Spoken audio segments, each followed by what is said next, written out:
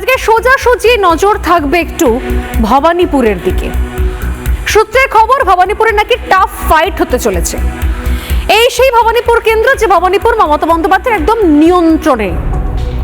মমতা বন্দ্যোপাধ্যায় নন্দীগ্রামে হেরে গিয়ে এই ভবানীপুর কেন্দ্র থেকেই বাই ইলেকশন জিতে তিনি মুখ্যমন্ত্রীর চেয়ারে গিয়ে বসেন 2021 সালে। এইবার আর কোনো এক্সপেরিমেন্ট নয়, মমতা বন্দ্যোপাধ্যায় তার নিজের কেন্দ্র ভবানীপুর, সেখান থেকেই তিনি প্রার্থী হয়েছেন। শুভেন্দু অধিকারী তিনি নন্দীগ্রামে গতবার জেতার পর এবার নন্দীগ্রামেও প্রার্থী হয়েছেন, আবার ভবানীপুরেও প্রার্থী হয়েছেন।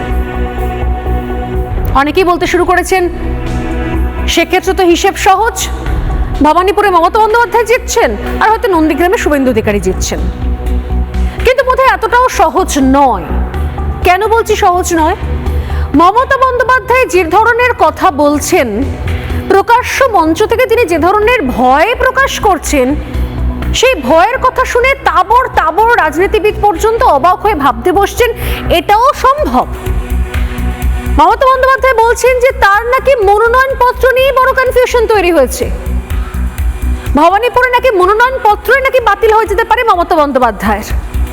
শুধু তাই নয়, যেভাবে ভবানীপুরে প্রচার চলছে সেই প্রচারেও কিন্তু তৃণমূল কংগ্রেস রেখেছে এক অভিনবত্ব। তৃণমূল কংগ্রেসের কাছে অভিনবত্ব, কিন্তু আপাতভাবে দেখতে গেলে অত্যন্ত কুরুচিকর কদাকার প্রচারের একটা ভঙ্গিমা। কেন বলছি সে কথা? পশ্চিমবঙ্গের রাজনীতির ক্ষেত্রে যতই প্রিপোল পোস্টপোল ভায়োলেন্স হয়ে থাক না কেন, এমনও উদাহরণ রয়েছে বাম আমলে যে কংগ্রেসে ভোট দেওয়ার জন্য হাত কেটে নেওয়া হয়েছিল। এমন উদাহরণ রয়েছে।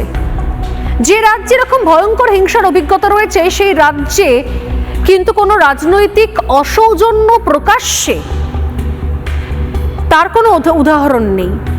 কিন্তু ভবানীপুর এবার সেইটুকুরও সীমা ছাড়িয়ে গেল। এমন ভাষায় এমনভাবে কিছু প্রচার করা হচ্ছে, এমনভাবে প্রচারের ব্যানার ফেস্টুন লাগানো হচ্ছে, যা দেখে ভবানীপুরের শিক্ষিত মানুষজনেরা আকাশ থেকে পড়ছেন এটা কি রাজনীতির ভাষা? এই ভাষায় প্রচার হতে পারে? এই ভাষায় দেওয়াল লিখন হতে পারে? এই ভাষায় কি কেউ banner, poster, placard print out করে বড় বড় করে টাঙাতে পারে রাস্তার মোড়ে?